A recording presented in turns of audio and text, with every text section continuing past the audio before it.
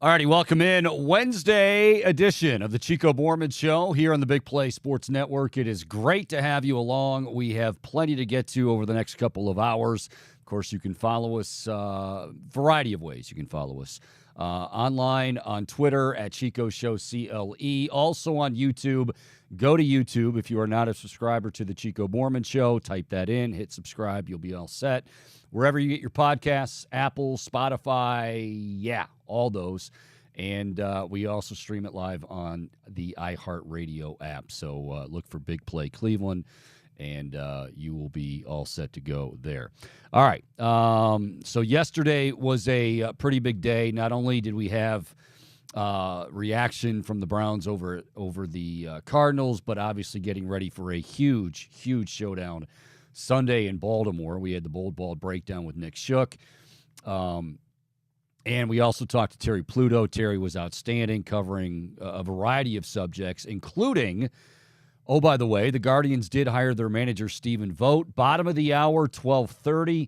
Zach Meisel covers the Guardians for The Athletic, and we will talk to Zach, get his thoughts on Vogt, and also what's next. You got the winter meetings coming up. Roster decisions, 40-man. I don't anticipate, not that anybody does, especially after last year. Don't you always feel like, it's never probable that they're going to dip into free agency, but you always feel like it's less probable when they bomb, and they bombed last year on Zunino and Bell. There's really no getting around that. And it doesn't, still a great front office. You can't win them all, but you can certainly bomb some of them, and that one was bombed. Like Zunino, no. Bell, no. So what will they do? They've got some, as we said, roster decisions to make. Shane Bieber's name over the winter meetings, I'm sure, is going to be tossed around. Would he be dealt this winter? We shall see. But those are all questions for somebody much smarter than I, and that would be Zach Meisel. So we'll talk to him bottom of the hour. Also very excited whenever we can welcome this guy. Anytime you can say Hall of Famer in front of somebody, that's a pretty good day. So Hall of Famer Joe Thomas, the great 73, 10,363 consecutive snaps. I don't think I could take some of the most mundane tasks in the world that just do every day. And if you told somebody, all right, you've got to do that 10,306, I probably couldn't do it. This guy's playing left tackle. Like, what? Yeah, that's why he's Joe Thomas. So we'll talk to Joe about the Browns, certainly ahead of the Ravens. I'm going to ask him, I think my first question out of the gate is, I've got to get his thoughts on this whole cheating scandal. He was at Wisconsin, and look, it's not that I'm naive, and this is where I'm going to begin today. We'll get into the Browns, trust me. It's not that I'm naive that cheating goes on, and that do I think Ohio State doesn't have certain things that they do to try to gain an advantage? Yes. But I think what this Michigan thing comes down to, the more I think about it, and by the way, I got to tell you, my buddy EK, he was on one today. Like, I didn't even have a chance to respond to his text because every time I'd go to respond, there was another text coming in. It was like 5, 6 in a row. The only thing I did respond with is, it's good to see that the rivalry is back and better than ever. And it is. Because this is crap. I said this earlier. This is crap that Bo and Woody used to argue about. Like, who's that guy near the tower there? Is that Bo's got a spy? Woody's got a spy in Ann Arbor. Like, what? It's just, and this is kind of what that feels like, although Michigan's playing the role of, the world against us, and that's fine. I mean, whatever you got to do to win, if they're going to cheat, then you can make damn sure, rest assured that they're going to use this as some kind of motivating factor. But to my point, I don't think Ohio State or Purdue or Wisconsin or USC name your program. Of course you're trying to get an advantage. But there's a difference between getting an advantage and just, I mean, going to the ends of the earth to exploit it and then not really having really any remorse at all or even, acknowledging it. And it's funny how Michigan, I'll say this, it's funny how Michigan's response to this has changed so much.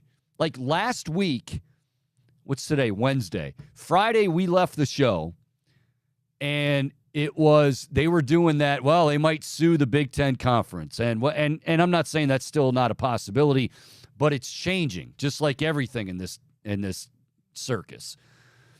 Now they're playing we do it, but everybody else does too. And like I said, okay, that might be true, but like if I get pulled over for speeding, which of course I never would, Bohm, because I am, perfect driver, 10-2 on the wheel, as you've seen, as I've passed you. You must have been doing like 25 though, because I would never. It's not like I would be going over the speed limit when I went by you. We were just coming out of a red light, Chico. Give me some slack here. It was I-90, for God's sake, Bohm. It was Route 2. No, I was going 70.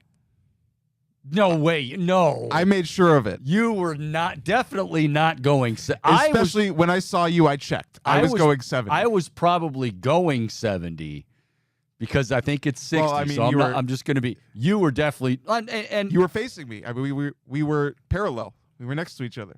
Well, yeah, you didn't notice me. I was like. It took me a while. I was like. As soon as I noticed you, I checked my speed. Do I have to throw a flare in front of him to like get his attention? I don't know. He was blinders. Yeah, you do that sometimes. But like if I got pulled over and I said,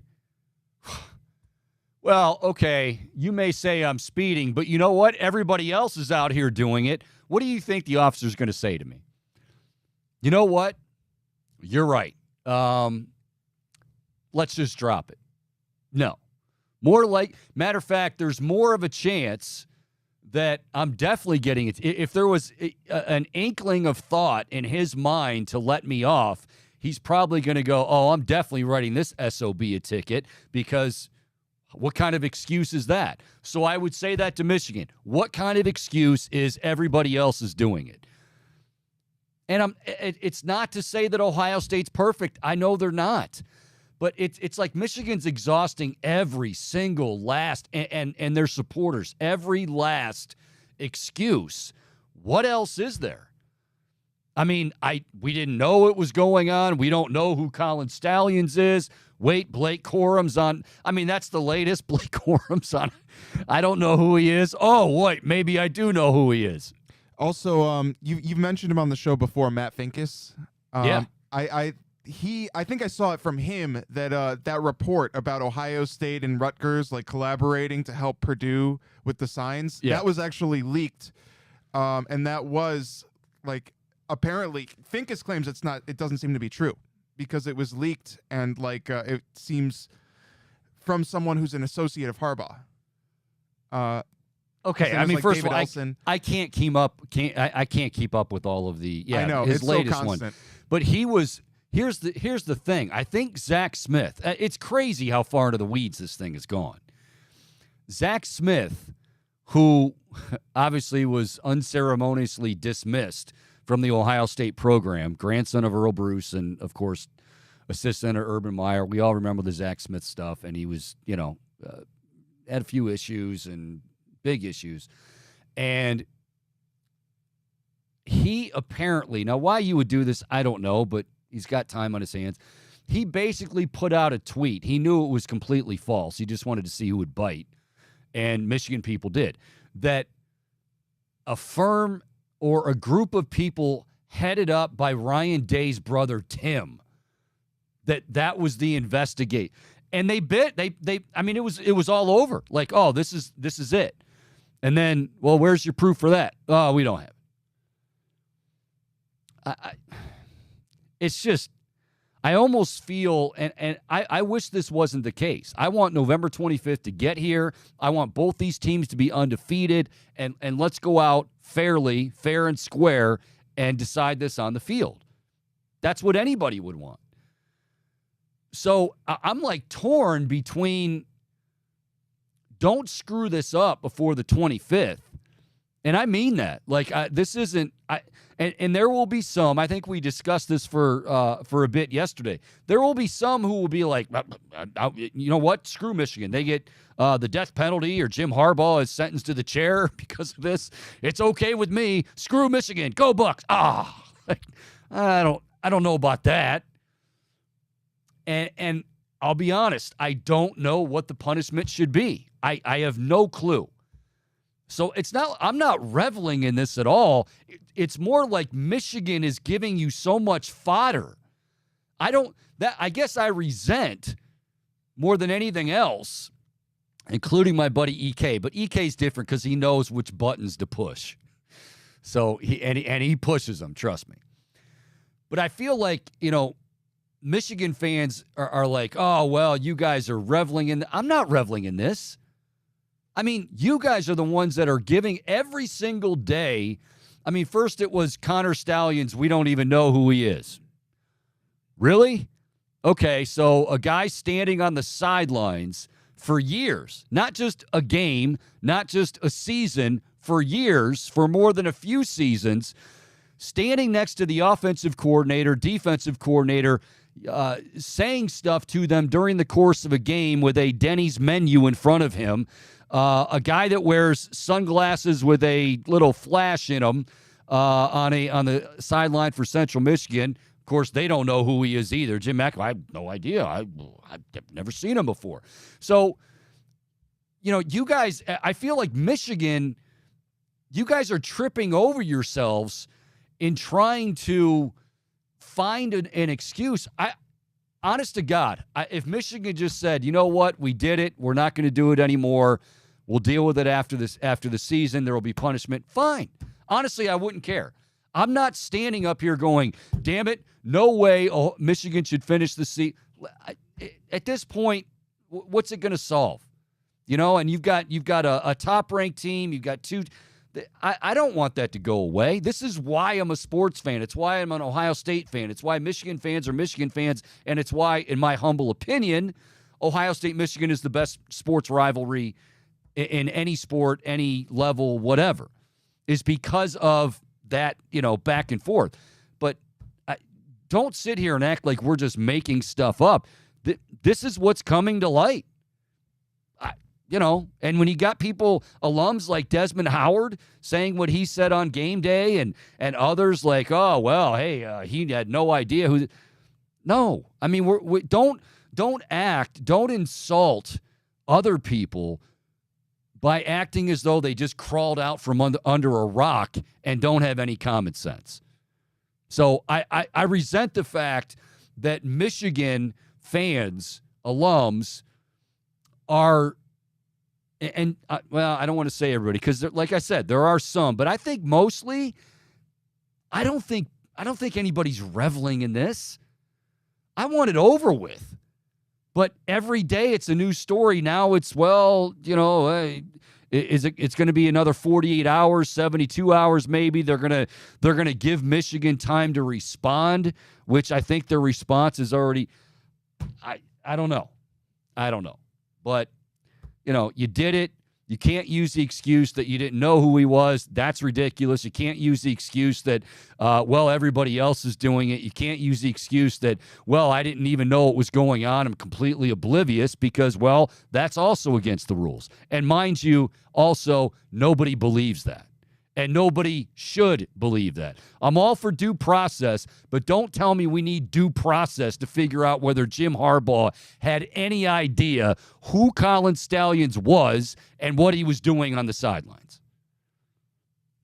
That's it. It's starting to get to that point where do something already or just end it and do it after the season. I'm getting tired of it. Chico, as an Ohio State fan, for one, in some ways it bothers me, right? Because I wonder how it impacts their matchup with the Buckeyes in recent years. And I like having it as ammunition to hold over Wolverine fans too. But besides that, I don't want to see this become like a major hindrance to their program. I don't want to. want it to hold them back too much because I think in the spirit of the game being the greatest rivalry matchup in all of sports, I think it's important that the Wolverines are a good program. And in a lot of ways, I do hope that they find a lot of success, just not in the game. I mean, I guess what I would say is, and this is where it gets dicey, and this is where, like, hey, Michigan fans have those bragging rights for the last couple of years. But if you're an Ohio State fan, you're going, oh, wait a minute. So this Stallions dude that's not to say that Michigan had no business winning the last 2 years, because there are things that Ohio State did, or better said, did not do, and it wasn't their style. Certainly last year from a defensive standpoint, this year completely different, where Michigan probably was the better team. But there is no question who the better team is and will be if you couple talent with an edge that nobody else has. And again, I feel like we've got to go over that edge that nobody else has again. Because, yes, there are certain ways that you're going to, hey, if I'm on the side, I'm going to try to steal signals and do this. But when you're using technology, and I think Finkus also said this, like, I know EK brought it up last week, well, change your signs. I mean, that sounds like you're just kind of like, well, all right, let me change my license plate here. Let me change the lock on my door. It's not that easy.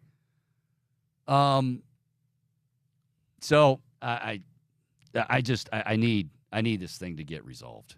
Yes, Bo. Just thinking about the pain of having to change a license plate. God, I would never want to go through that. That's my point. I feel that's the whole point. Yeah, they make it sound like it's just some simple, easy task. You have to relearn a concept from the ground up. Yeah, that you missed the point, Bohm, as usual.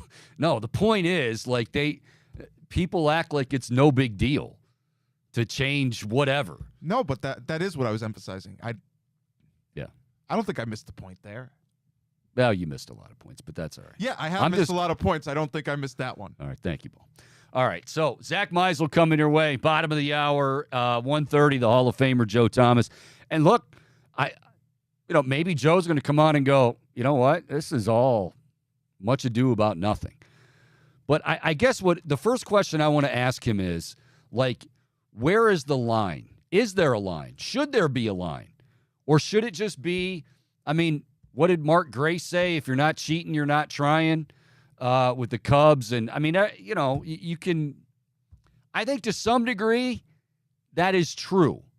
But I think we kind of – when we say if you're not cheating, you're not trying, there's a little wink, like handshake agreement that I'm not going to, like, go to the ends of the – or I'm not going to tape you for the better part of 5 or 6 years, steal all your signals, maybe even try to break into your computer files if I can. Like, come on. There's got to be some line. There has to be. All right. Browns getting ready to take on Baltimore coming up on Sunday. Deshaun Watson saying that physically he came out of Sunday's game feeling just fine. That is very good news. Now we need him, and we need everybody to take that next step because, and nobody's downplaying the win over Arizona. But I'm also not going to pretend, and nobody else should, that, oh, well, because they blew out Arizona, this should be an easy task against Baltimore. No. Okay, now, that's what a team should do, and the Browns did it. And, Kevin Stefanski and this Browns team is 5-3 with a lot of stuff that has gone on. And as I said yesterday, if you would have said before the season, even with everybody healthy, Conklin's healthy, Nick Chubb's healthy, Jed's healthy, no injuries whatsoever. Deshaun's healthy. If you said you're 5-3 heading into week 10 against the Baltimore Ravens, would you take it? Hell yeah, you'd take it. But it's like now, because the way Baltimore's playing, and again, back to the rivalry thing. You know what? It's good. Let's embrace the fact that you don't like Baltimore. Baltimore doesn't like you. They're playing their best football right now. For Baltimore, we know what the narrative has been. Will they be playing this way in January? Will Lamar Jackson be healthy in January, for that matter, even December? We don't know, but we know right now they're playing great on both ends of the ball, both sides of the ball. And what I would ask fans is, I think we focus, and we do this a lot, and I'm as guilty as anyone, of we're so focused on the offense, right? Like, how do you stop Lamar and how do you stop that running game? And by the way, that's a huge, huge question mark right now. But which side of the ball do you fear more right now with Baltimore? Is it their offense with the way they're running the ball, with Lamar Jackson being healthy, with them finding guys off a scrap heap, Keaton Mitchell out of East Carolina? Or is it the defensive side of the ball, which, I mean, they have been playing lights out. And while I didn't expect it at the beginning of the year, that's where they are right now. So I guess as much as I hate facing Lamar Jackson, because I respect the hell out of the guy's talent, as much as I hate facing Lamar Jackson, as much as I, you still have that fear of getting bullied with the run game until you show up in a big game and stop the run, which, again, this is what the Browns were. This is what they tried to accomplish in the offseason. This was why you signed Dalvin Tomlinson. This is why you brought in all those guys. To make your defense better. Certainly you brought in Jim Schwartz. That helps immensely. But you also had to beef it up. You also had to, get in there and say you're not just going to run roughshod over us on the ground, because you can't stop the run, forget about playoffs. So now this is a perfect opportunity. So, yeah, I'm nervous about that to some degree, but I feel confident with the personnel that they can at least slow them down a bit. I don't know what to expect on offense because I don't know what to expect from Deshaun Watson. That's not to take away what he did in the second half last week. That's not at all to take away what he did in the second half last week. But he's going to have to do that and then some for 4 quarters. Not 2 quarters, not 1 quarter, all 4. 60 minutes. You're going to have to see that against Baltimore. The other thing that I think could be, we'll get into this a little bit later in the show. So the Browns, hopefully, you go on the road, you play a great team. What do you always say? Well, turnovers, yes, they are.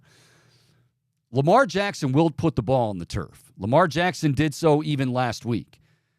This is now, I think, a defense where, and I, much easier said than done. Be aggressive, attack, but be disciplined. Like, you don't want to be out of position. You don't want to, miss an assignment. You don't want to be out of a lane, and now all of a sudden they've got a big chunk play coming. At the same time, we know that this defense, coached by Jim Schwartz, and with the talent he has, can wreak havoc in the backfield.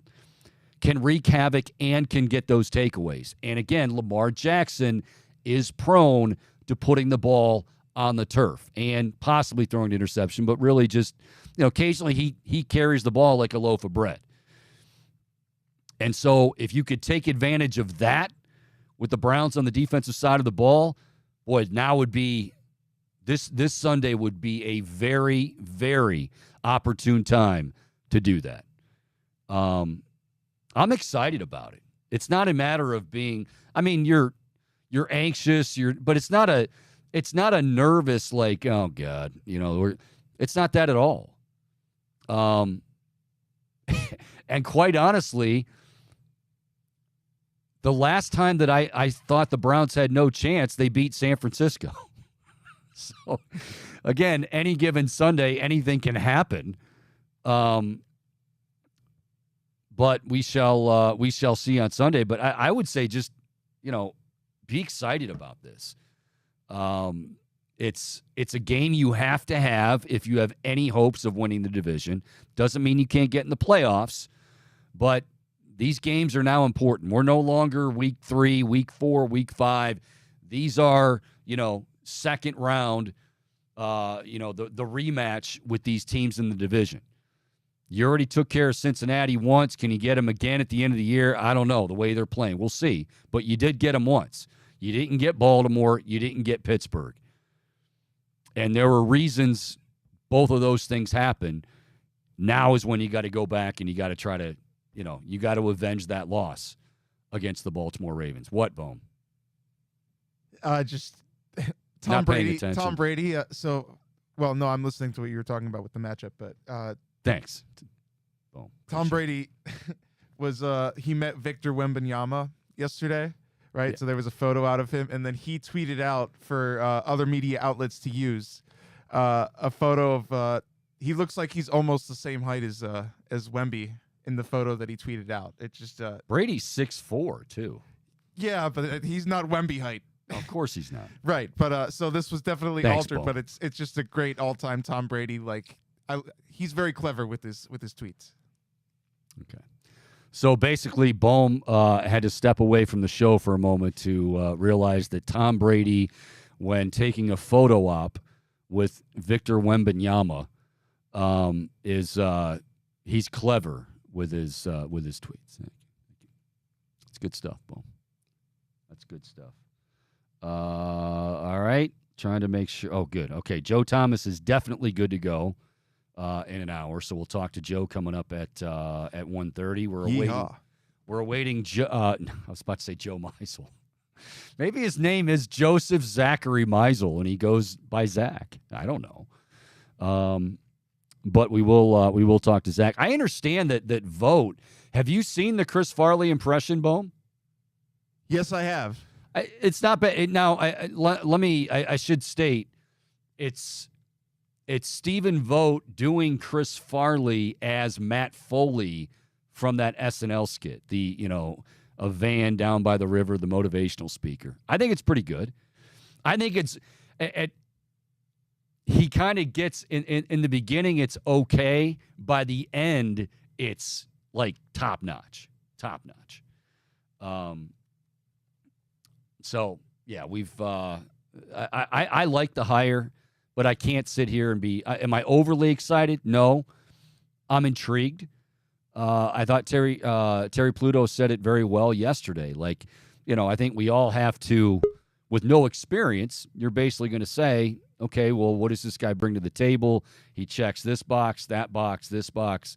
But inexperience, little concern. Of course it is. That's okay. All right. We're hopefully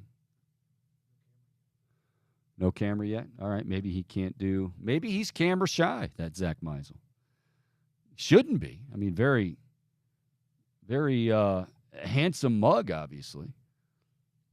So should I try to bring him in here, Bohm, or what would you recommend when you're done checking out Tom Brady's photos with Victor Wembanyama? I don't want to get in the way of that. Well, we can do audio for now. Yeah, let's do that if he can hear me. All right. Zach Meisel covers the Cleveland Guardians, has done so for a while for The Athletic, and he joins us here on the Chico Borman Show on the Big Play Sports Network. Zach, can you hear us? I can hear you. You got to pay extra for the camera. No, Bohm. Fact or fiction? I think that was tongue-in-cheek. Oh, I thought he was saying that. I got you.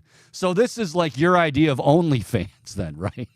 Is that what this is? Like Zach, you're basically saying, like, I'll give you my just basic content, but if you want to see me, you gotta pay extra for that. Is that accurate?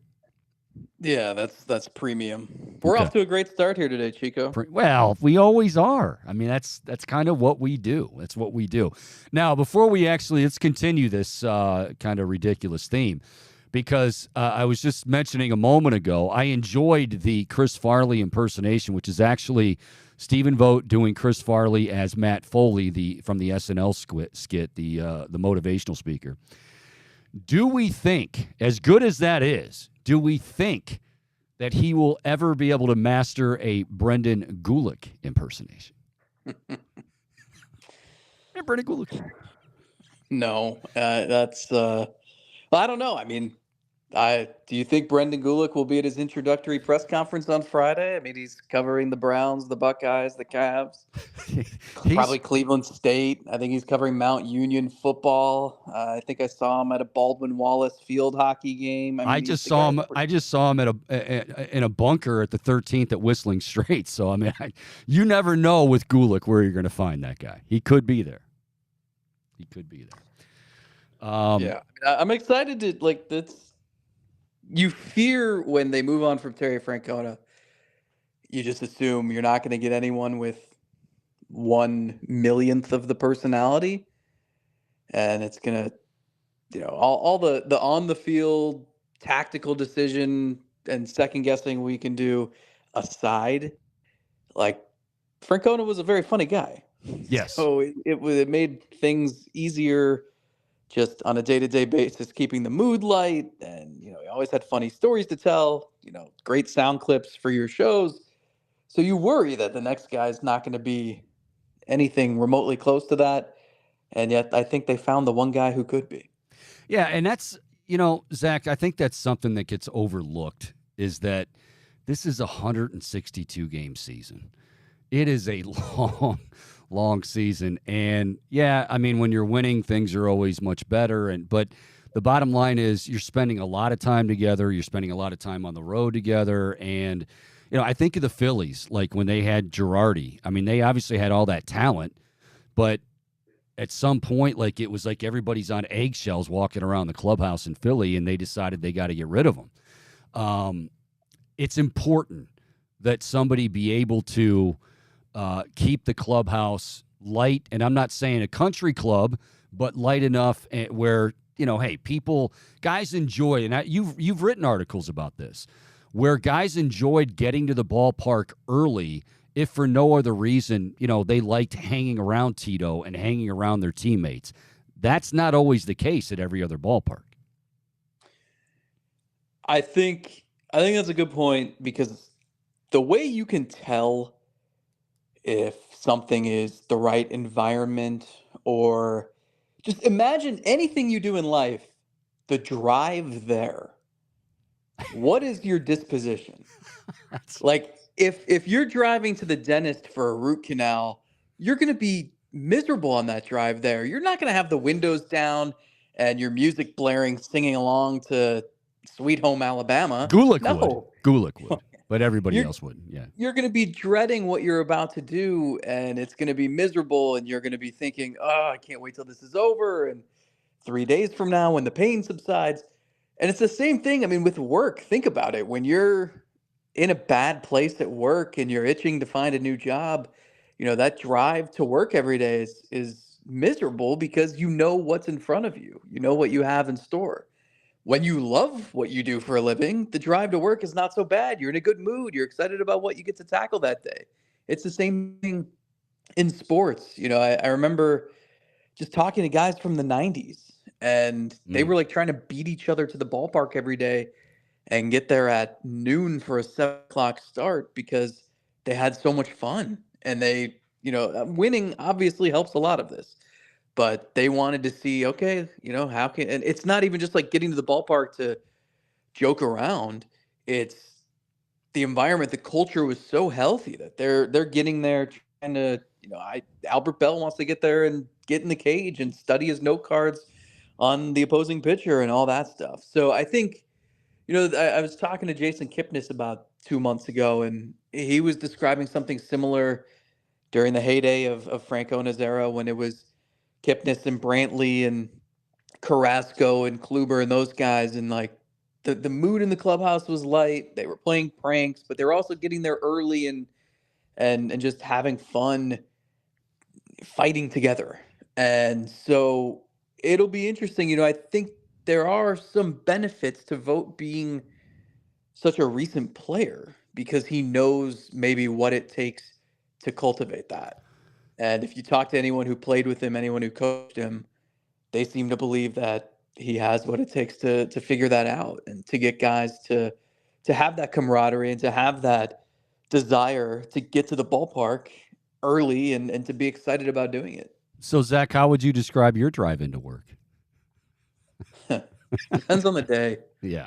Depends on the season. I mean, you got to look for when you got like Hoynesy and Mandy and Ossenheimer and all. I mean, that's got to be you're pretty much sorry, officer. I know I was doing 75 and a 55, but when I got those coworkers and that press box food, I want to get there as soon as I can.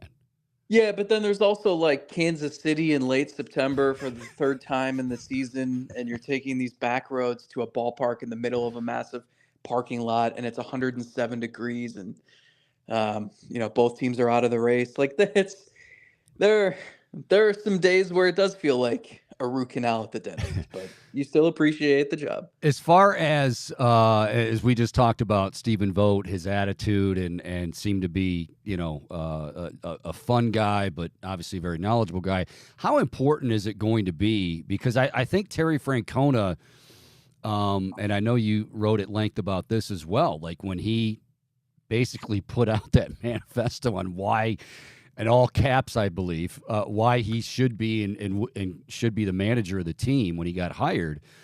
And I think, they were probably reminding him, like, Tito, we're not going to have the payroll that Boston's going to have. We're not going to be able to do this. Do you think that goes into it when they're talking to Stephen Vogt? I don't want to say that they're looking at Stephen Vogt going, hey, we're not going to be able to get you anybody in free agency at any time. But I'm sure they also don't shy away from the reality that is baseball here in Cleveland.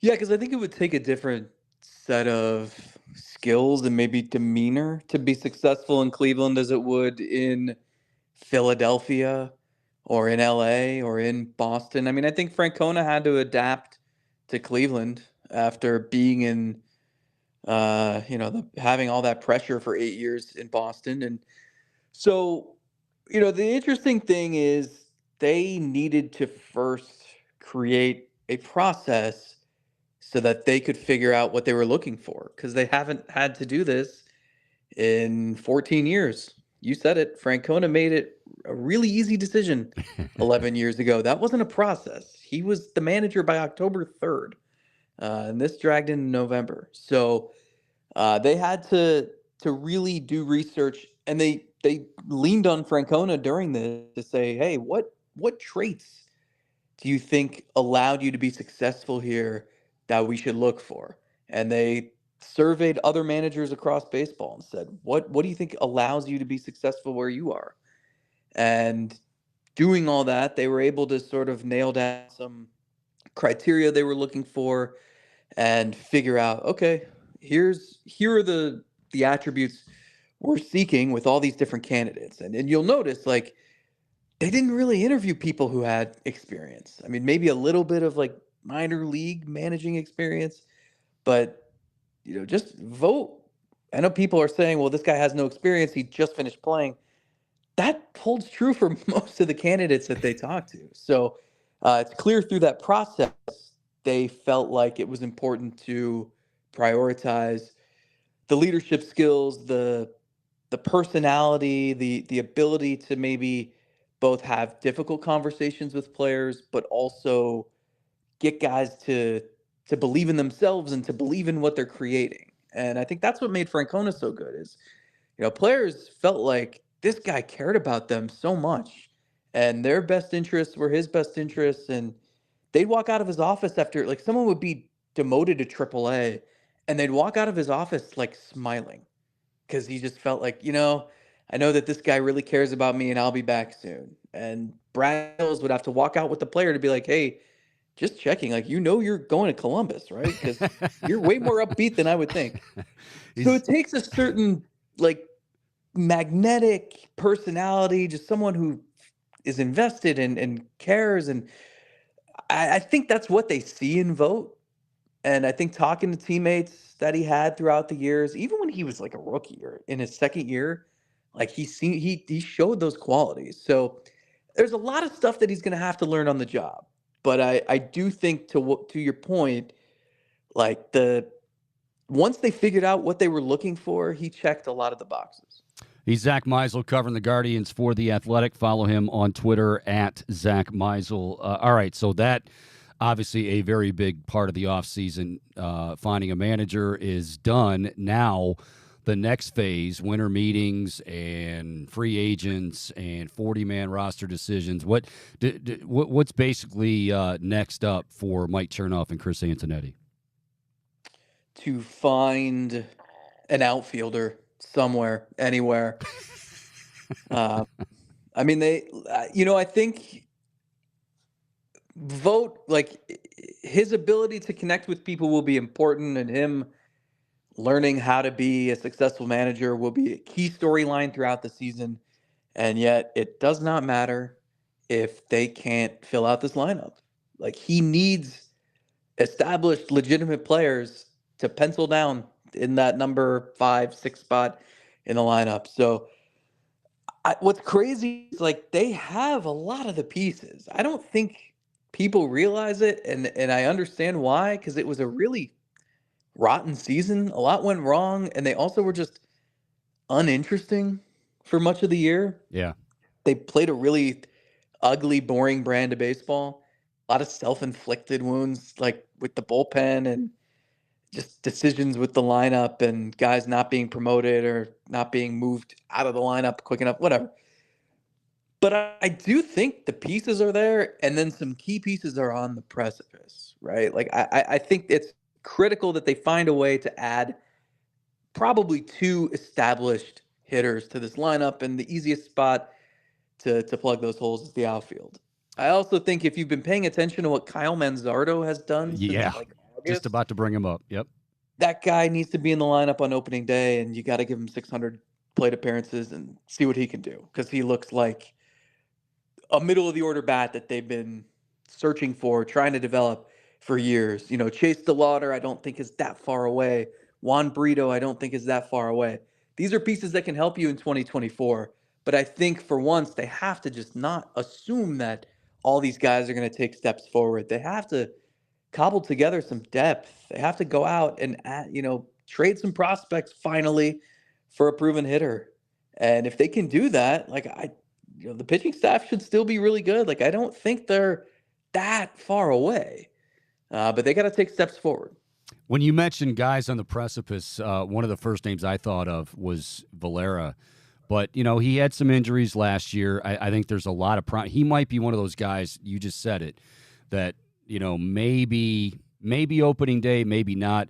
How far away do you think he is? And, I don't know. Like, these are decisions that I feel like you hit the nail on the head. Like, okay, you want to play the young guys and you feel good about the young guys, but you can't just throw them all out there and say, well, hey, let's see what we got.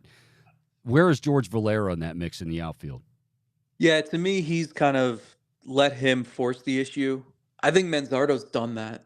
I don't think they need to go sign a stopgap first base DH type. They traded Josh Bell because, 1, they wanted to get off his contract, but 2, they had traded for Manzardo a couple days earlier, and them trading Savali when they did to get Manzardo told you they really believed in Manzardo. And he's done nothing but confirm their suspicions that he's ready for a shot. So, he, to me, should be in the opening day lineup. And then a guy like Valera, to me, it's let him get healthy, let him rake at AAA for a little bit, and then when it makes sense, call him up and see what he can do. But they can't you don't want to waste another year of Jose Ramirez. You want to capitalize on Bybee and Williams and Allen when you can take the training wheels off of them. McKenzie's healthy. Who knows if Bieber will be on this team? Like, the rotation could be really, really good, and you don't want to waste that. And like Quan and Jimenez, like, there are pieces here, Naylor and Bo Naylor. I mean, so especially while these guys also, by the way, are all really cheap and not even at the arbitration stage of their careers, go out and, spend a little bit of money or swing a trade prospects for a proven hitter to help you. And then let Valera knock the door down. Let Juan Brito knock the door down. I don't think you can afford to just hand Oscar Gonzalez 500 at bats and say, all right, here you go. Here's an experiment. We'll see if it works. How much do you think Shane Bieber's name is going to be in the conversations over the winter? You got the winter meetings coming up. I mean, he's It seems like there's a surplus, and I could be wrong. You know this better than me, but it seems like there's going to be a surplus of guys arms anyway, that are available. But how popular a name will Shane Bieber be, again, coming off the injury? And do you think the Guardians would hesitate at all if they got the right deal to move him? Yeah, hey, it's like a cop-out answer, but I think everything depends on the desperation of other teams. Right. You know, I don't think he's got a ton of trade value. He's got 1 year left. He's coming off an injury-marred season that's twice in 3 years now. And the stuff is just different, right? He's throwing 90, 91, 92. He doesn't throw the curveball like he did in that 2020 season where he was striking out 14 guys per 9 innings. So he's become a different pitcher. He's proven that this new version of him can be successful, but it's a different successful. You know, is it more a number 3 than a number 1? Maybe does he have the potential still of a number 2? It's hard to know, and other teams aren't going to overpay for 1 year of him when they don't know that either. And so you have to make a decision. You know, does it make sense? I don't think it would make sense to just flip him for prospects, because I don't think you're going to get the quality of prospect that you would want. Yeah. And so can you flip him for a hitter who's got a year or two left on his deal?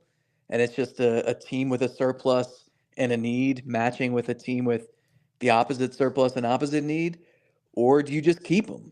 And if you're not in the race in July, you can trade him then for a little bit less than what you get now. Or if you are in the race, I don't know, Bybee, Bieber, Williams, McKenzie, and Allen or Quantrill seems like a top 5 rotation in baseball. So to me, it's you're going to hear the name. He's going to be out there. It's just, I don't know what the right trade is. And if you can't don't trade him just to trade him. I mean, Kluber was in a similar situation when they traded him and they got Class A. If you can go get a Class A level player, great. If you can't, I don't think you have to deal him. I think you can trade prospects to go get that hitter that you need. Last thing, buddy. So I'm looking at a list of available hitters, and I see this guy that had a few pretty good years in California, Shohei Ohtani. So if Chris Antonetti came to you and said, "Look, money's not an option, Zach. You know that money's not an option. We want to put our best foot forward as far as the city. We want you, Zach, to chaperone." Like basically when a recruit comes in, you know, and you're gonna stay with him for your visit and show him around town. How are you selling Shohei Ohtani on coming to Northeast Ohio? It's a lot of pressure, by the way, but we trust you. Well, I mean, I think after whining and dining him in downtown Cleveland, I'd take one of those scooters. We would have a nice joyride down East 9th to the pier. And then we'd venture over to the beautiful studios at Burke Lakefront Airport. He'd place a couple bets on his Tipico app. I knew he was going to say this. I'd show him the studio where he'd have his weekly podcast with his co-host Chico, and I think he'd be sold. You know, Bohm, I feel like if I did the podcast, or if I told him I would do the podcast wearing that big hat, and Meisel can't see it right now because he doesn't have the camera, but we have these really big, humongous hats. And, Bohm, get me one of it. He can see it, you saying? Bohm, is that what you're trying to tell me? All right, so I'm going to put on, I don't know if you've seen this hat before. Maybe you have. I think maybe you have, unfortunately. You got to. Oh, yeah. Don't you think that's cool? That's like what Barry Bonds was wearing in his last season. We'll end on that. I mean, he's going out at a high note. He's George Costanza here. Zach Meisel, one of the best in the business, covering the Guardians for The Athletic. Zach, we appreciate the time as always, and hopefully we can scrounge up enough money. Hopefully I can win enough bets on Tipico to get the camera version of you next time. I will text you off air the embarrassing technological difficulties I had that led to me having to call in like this. I kind of like the OnlyFans response, to be honest with you. I think that suits you. Thank you, Zach. Nobody's paying for that. Thanks, Chico. He's Zach Meisel. I love that. Boom, I knew I knew that he was going to somehow work in here, that he would bring him, here, and we would have to put on our best hat to convince Shohei. What do you think? Like, if I just had this hat on, like somebody I didn't know, okay, just walked into the studio right now, and they're like, and I introduced myself and said, "Hi, my name's Chico. Nice to meet you." Blah blah blah blah blah. Do you think they, even like not knowing me, do they say anything about the hat, or do they just let it go? Or do they? I mean, are they comfortable enough to go, dude? I can't. What is this? What are you wearing? You gotta say something. It's too outstanding. Like, why didn't you get the big hat? Like, why didn't you go for the big hat? Well, I think we need more of them, to be honest. We need like all kinds of crazy designs. Yeah. And then you should wear a wig under it.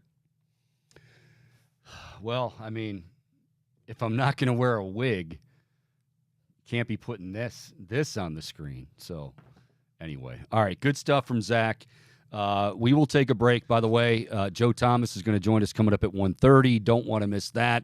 Browns getting set to take on the Ravens. Yes, Boom. Real quick, Chico, we did have some reaction to Zach Meisel joining us on. This is courtesy of Log with a bunch of numbers, but Log with a bunch of numbers. Okay. He said, "I feel like Zach just compared Vote to Liam Neeson in Taken with that very particular something of skills line." I don't know. It's blocked out by the heart logo. I can't see the word, but that very particular blank of skills line.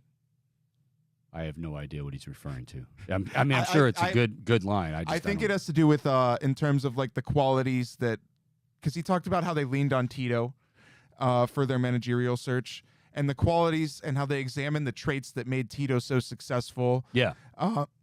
And I think it was just the discussion of those traits that might have sparked that response. Okay. If I knew what he's referring to, and that's not his fault, it's my fault because I'm not up on those things. But yeah, and I do think, all kidding aside, like, yeah, those traits. Why wouldn't you? Here's the thing: if you had Terry Francona, you're not gonna have Terry Francona again. I mean, the guy's everything about him. Plus, I mean, we forget, like, when he came here, oh, by the way, he was already arguably a Hall of Fame manager. He just kind of put the cherry on the sundae, became the all-time when his legacy here is cemented and throughout baseball cemented. But what made Terry great, all those qualities that we've already talked about by now, why wouldn't you want that in your next guy?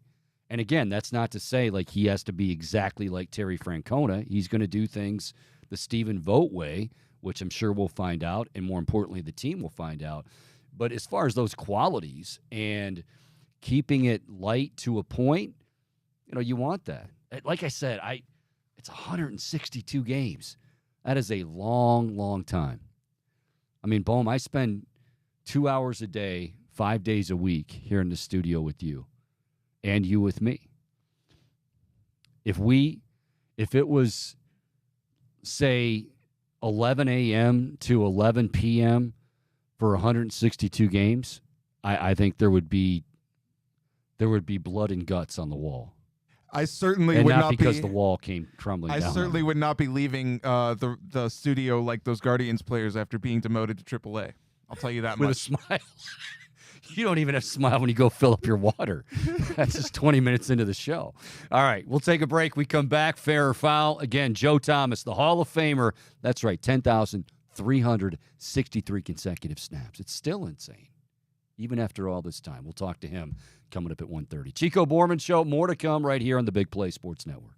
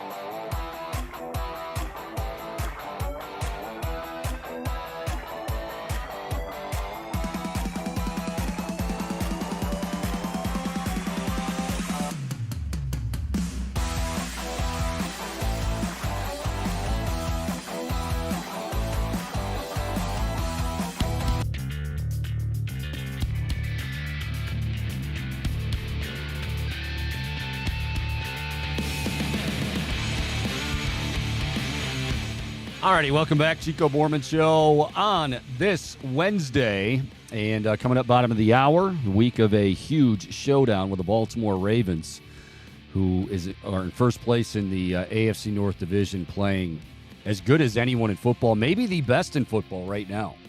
I mean, you can make a case for Baltimore as the best team in the NFL right now. And the Browns will be heading there to take on Lamar Jackson and company. And the Browns, of course, at 5-3. Looking to avenge that loss earlier in the season. That was the game, of course, Deshaun Watson could not go, and the start fell abruptly, I might say, to Dorian Thompson-Robinson. So, bottom of the hour, the Hall of Famer, Joe Thomas. But right now, our Hall of Famer, that's right, fit him for his gold jacket, damn it. It's bombastic with fair or foul. Great sarcasm out of you, Chico. No, you are. I would be honored just to be in attendance. Oh, by the way, yeah, I found out what the Virginia Commonwealth thing was. This is why I have you. This is why we have you on the payroll. It's actually wild, and shout out to our guys at Tipico. So Matt Fontana, you can hear him on 9 to 11, killing it. 9 to 11. Yep. Yeah. So he placed a 26-game parlay, right? And I think he bet like all underdogs, if I'm not mistaken. This is Ryan, his producer. This is what he was telling me. I don't know how much he gambled on it, right? But he hit on 25 of 26. So the one team that did not hit, Virginia Commonwealth. What would he have? Do we know what he would have won? I got to ask Ryan. I'm sure that Fontana. Do you divulge that? I think. Yeah, I feel like you do. I'm assuming that Matt really didn't bet a lot on it, but yeah, when you bet 26 teams, that definitely has some kind of payout. And 25 of 26, I can't imagine that heartbreak. All I can say is this. So, like, and Fontana obviously knows what he's doing, but doesn't it kind of just, like, make Padone and company look bad? I mean, they're trying with these bets for so long, and they're putting the big hats on, and here Fontana is, and he goes, you know what? Let me get 26 underdogs together. 25 of the 26 hit. Yeah, just insane. Sweet googly moogly. Look, they've been having Teddy Ginn on that show, but maybe they need Fontana as that guest picker, and I love that as a bit too. Like, what's the craziest parlay you could place? That seems kind of neat.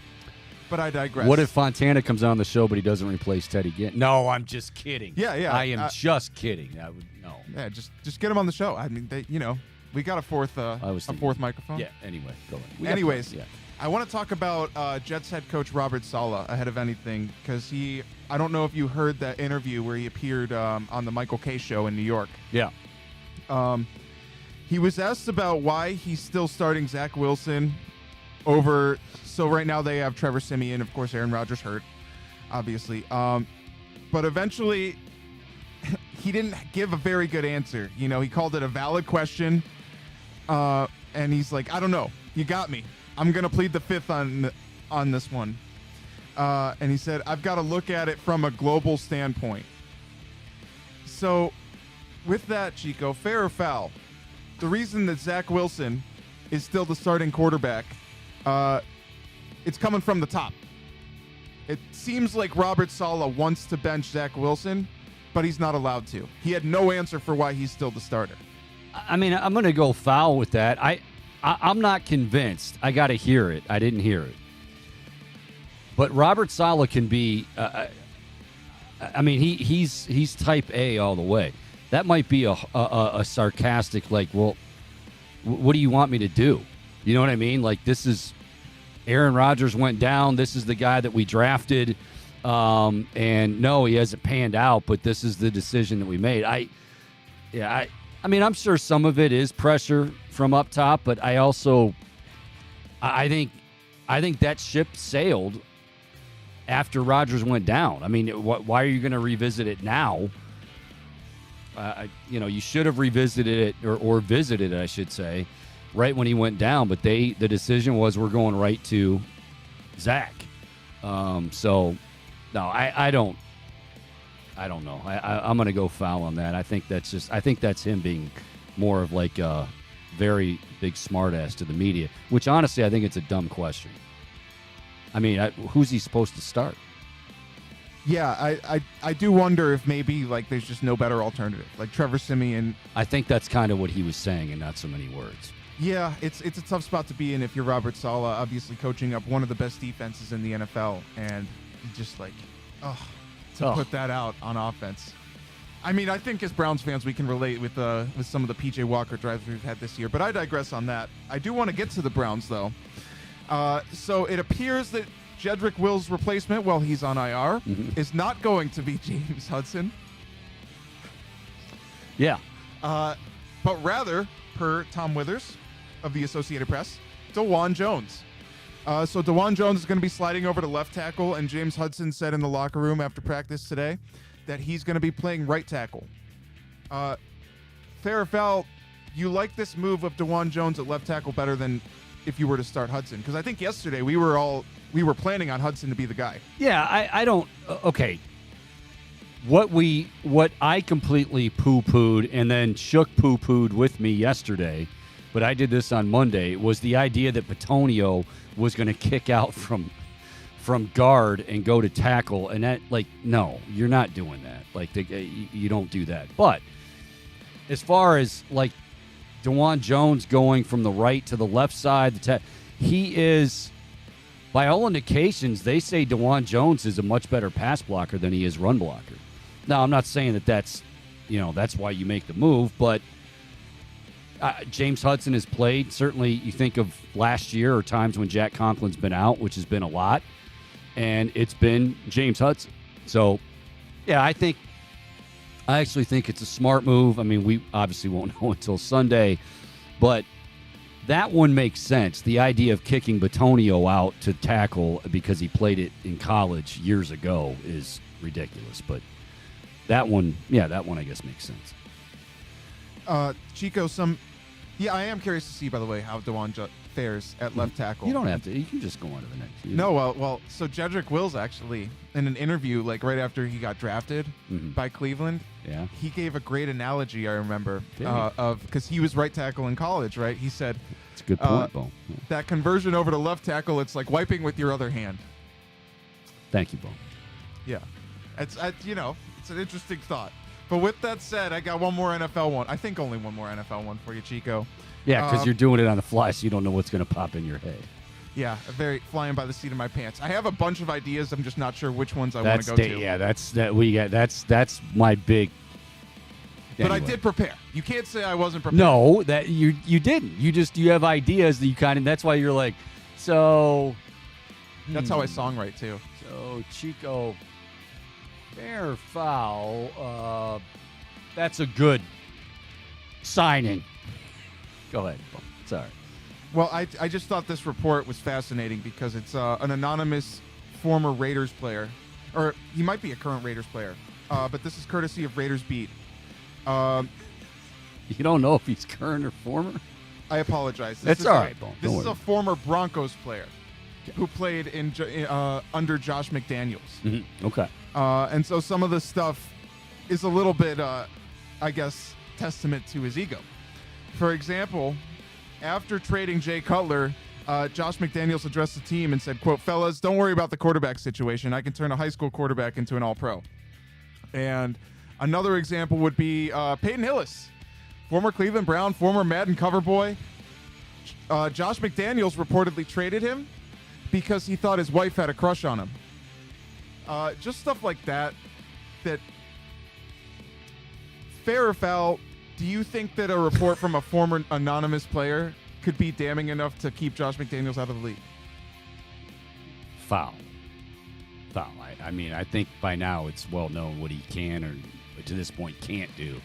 I don't think it's a former player. I never knew that story about the Peyton Hillis and a crush, whatever. But no, I don't think that's going to be the straw that broke the camel's backbone. But thank you. That was a good question. It is interesting though, just like how the extent to how bad it could be, like being under Josh McDaniels in the report. Oh, they didn't like him. Yeah, not many people have liked him wherever he's been.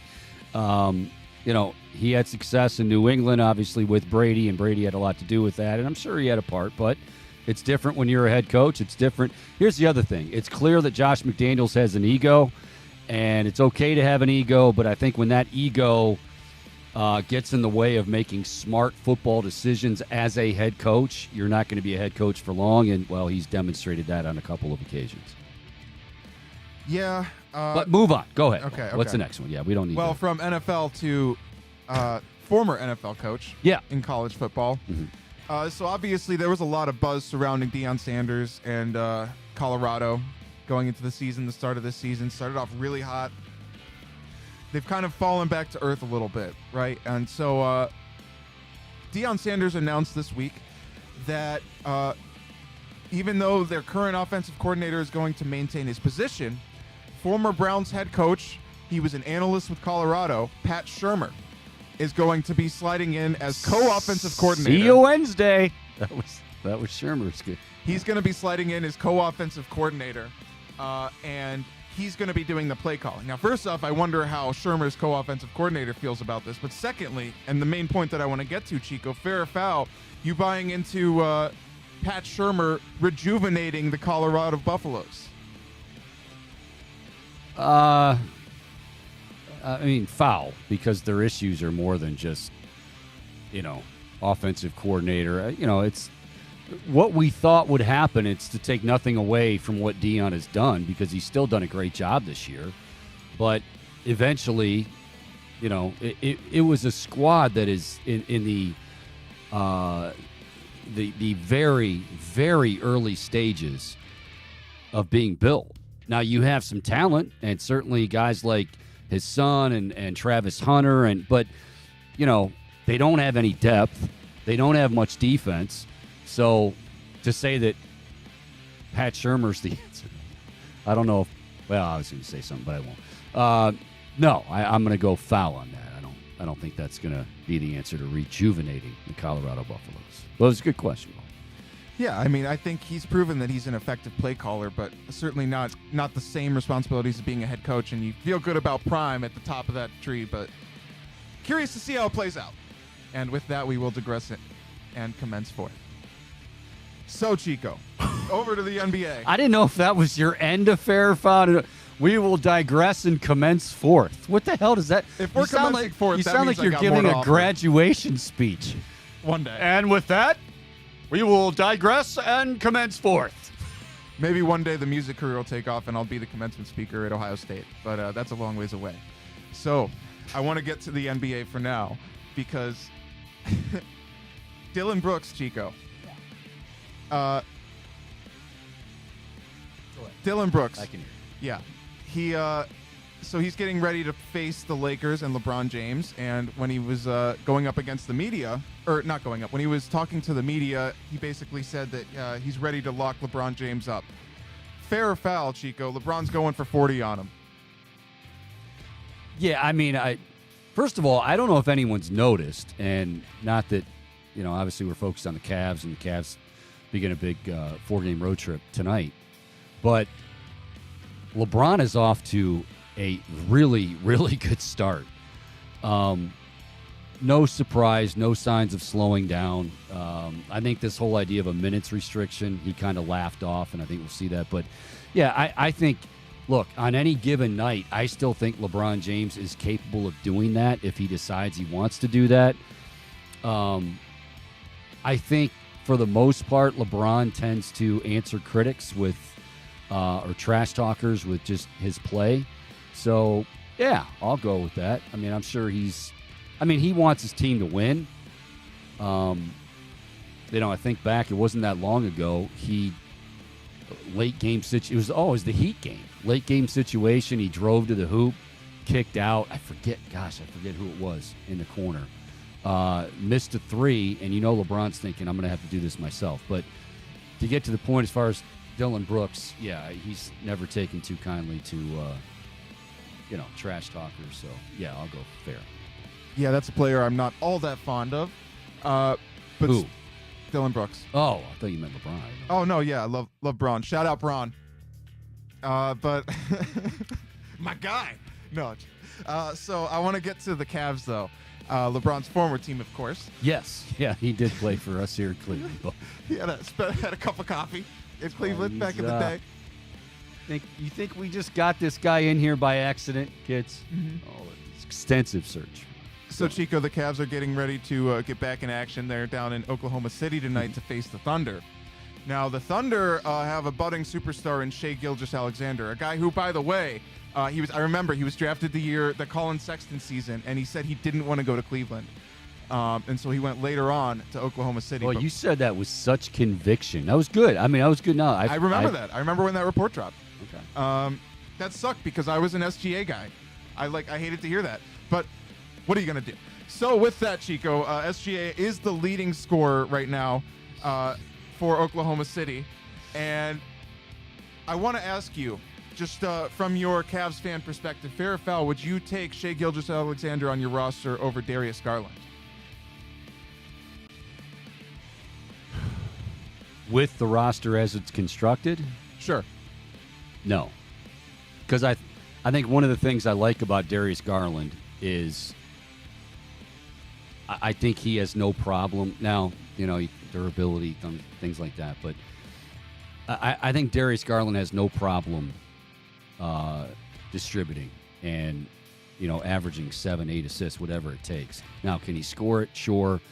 I think in this offense, as you referred to him, SGA and Donovan Mitchell would, I don't know if there'd be enough shots to go around. So I would say no. He's a great scorer, great player, but no. Maybe I'll get roasted for that. I honestly, that is a tough one for me. And I definitely would not take SGA over Donovan Mitchell. I think there's no question about that.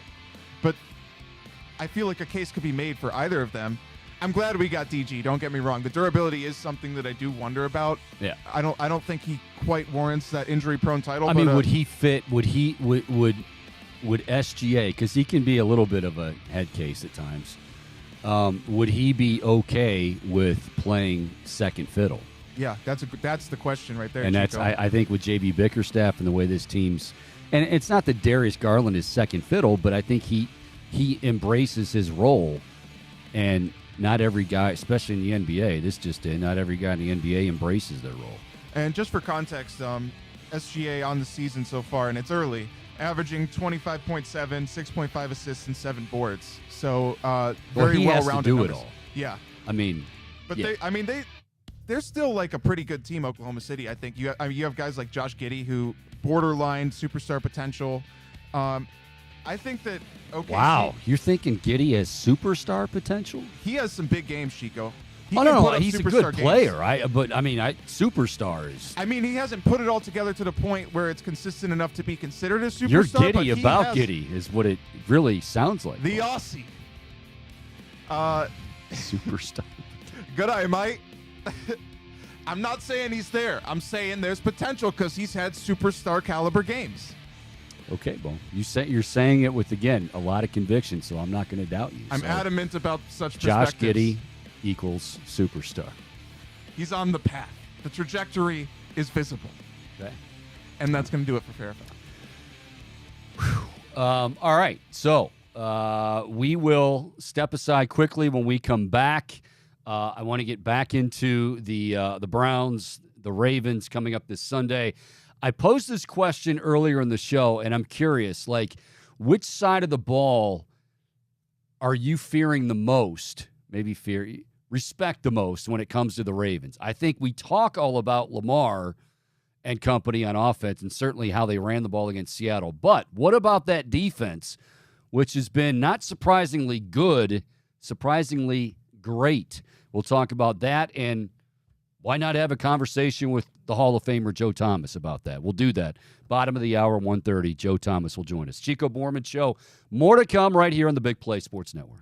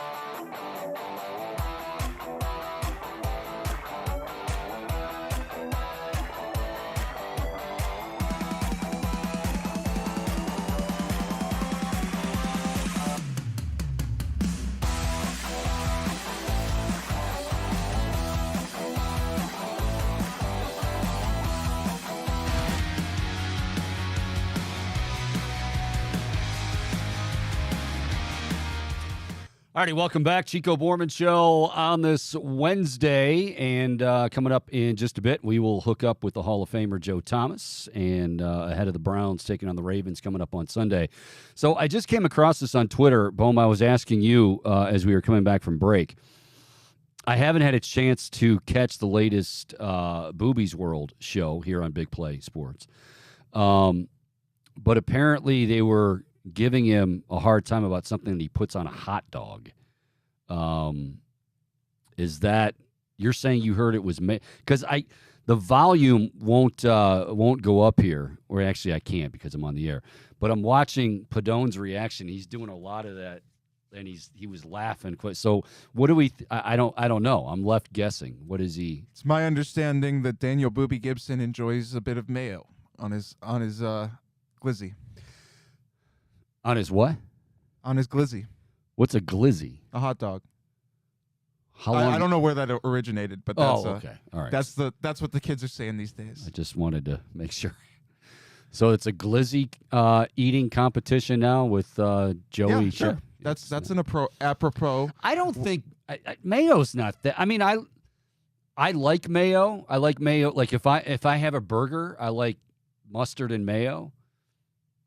I mean, I don't think it's like egregious. Put it this way. I'd rather have hot take. I'd rather have mayo on the hot dog than ketchup. Wow. See, I'm a ketchup guy, Chico. I hate mustard.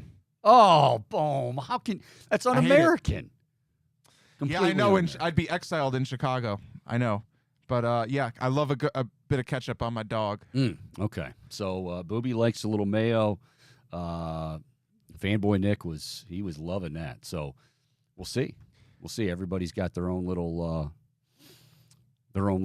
needs and wants. Yes, Boom. Speaking of funny big play show moments, we do have the wall art fail in the system. Oh, do we have it? Can you? Yeah, let's go ahead and. This is Monday, right? Yeah, I believe it was Monday. Yeah, because Tuesday was shook. Today's one. Yes, this is Monday's show.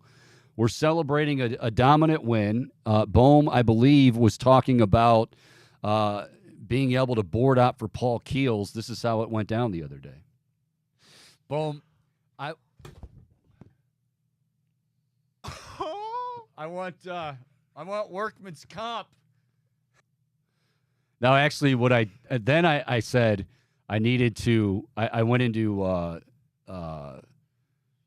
Ezel mode from Friday. I said, my neck, my back, and my back, we can settle on a court right now for $150,000.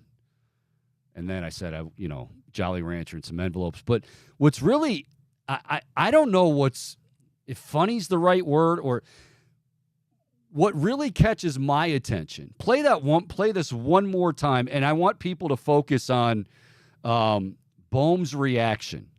Go ahead and hit it. Boom. I want workman's comp. Boom. You are taking a good deal of delight in watching that thing fall. You and the what it was almost like an old lady. You're like oh dear. I don't know what to say.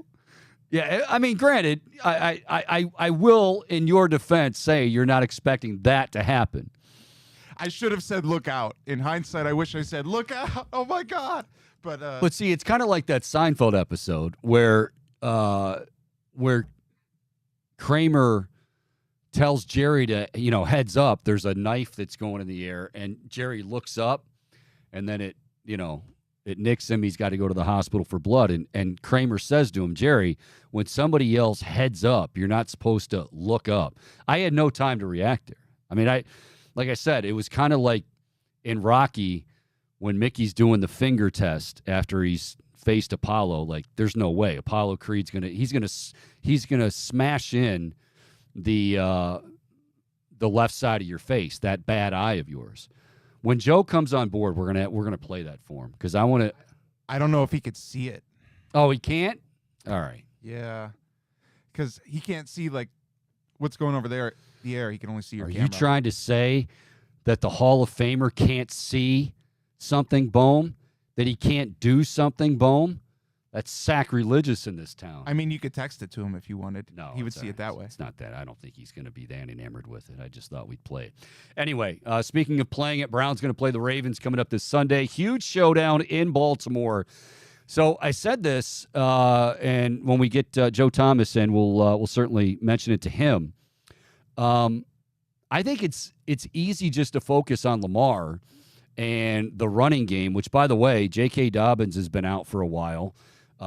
Is done for the year, I believe. Gus Edwards is their goal line back and a good back. Now all of a sudden, Keaton Mitchell has, out of East Carolina. I don't even know who this guy is. I'm not going to pretend to know who he is, but he ran for like 140 yards last week on just 9 carries. Lamar is Lamar, and as we said, Lamar is. You can talk about quarterbacks being great athletes, and you can talk about quarterbacks being quick and problems in the pocket and straight line fast. But to me, there's a difference between straight line fast and slippery, and Lamar Jackson is both of those. Lamar Jackson is straight line fast, and Lamar Jackson is slippery, and that's why he's. But my point of asking that earlier was, I think we're talking about the offense. This defense has surprisingly been great. And I say surprisingly because I think going into the season, there were questions about the pass rush, and they had, Humphrey was a big injury early on, but their defense has played really, really well. All right, without further ado, here he is, the Hall of Famer, Joe Thomas, 10,363 snaps. Joe, I was thinking about this because I heard from a birdie that, maybe the flu's been going around the house and you haven't been feeling well. But see, when you set the bar that high, 10,363 snaps, and you tell the wife, like, you know what, I'm not going out to rake leaves today. I just don't feel good. Doesn't she like, well, wait a minute, 10,363 snaps, get your ass out there. Yeah, there's not a lot of sympathy for me around the house. As a matter of fact, it seems like when I get sick, I get more responsibilities because undoubtedly when everyone gets sick, I'm the one that has to bear the brunt of most of it. So I'm usually the one that doesn't have to take the kids to school and get them ready. And I got other stuff going on in the morning. But of course, mommy's sleeping in bed. She gets the breakfast in bed and the coffee and everything. And I'm the one taking them to school, and we're all sick just the same way. So in some ways, being NFL's Iron Man and going 10 and a half years without missing a play has really not helped me in retirement very much. Well, we hope we hope everybody's feeling better over there. Joe, before we get into the Browns, I want to ask you this. The whole thing that's going on with Michigan, which seemingly has a new development every day. You played at Wisconsin, and just in general, like, is there is the whole notion of if you're not cheating, you're not trying, but then if that's true, is there a line, and what is that line? I love the quote, this isn't Nam, we have rules here. Like, yes, I get it. It's war. Like college football, the NFL, like you're trying to look for every little advantage you possibly can. You're trying to figure out, all right, what are the little things that I can do to get ahead of my opponent? But there are still lines that you don't cross. And one of those is deliberately stealing the playbook, the signs of your opponent. I think that is clearly most people in the NFL, most people in college football would say that that's just going too far, because that's going into like spy versus spy type stuff. And I think it starts to get into the integrity of the game issue, which I don't think is something that anybody wants to discuss, right? And I don't think anybody wants those conversations to be part of their sport, almost the same way as like if somebody was compromised because of gambling interests. I just think that those are things that you just don't do. And, I was very vocal about the Tom Brady stuff with the deflating of the football. I thought that was sort of an arbitrary rule. It was an arbitrary suspension, and it just seemed like Goodell trying to get back at them for Spygate.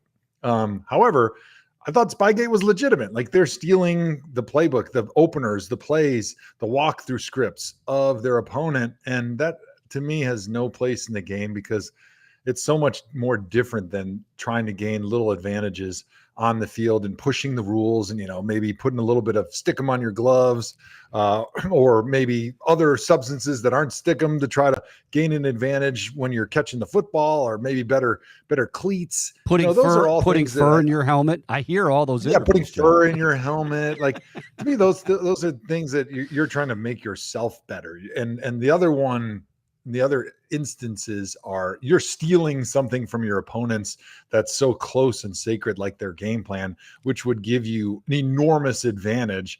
And anybody could do it if you wanted to go far enough in the technological universe. Like, you could hire CIA people, former, U.S. Department of whatever foreign technology, to go and like wiretap your opponent, but nobody wants to take it that far.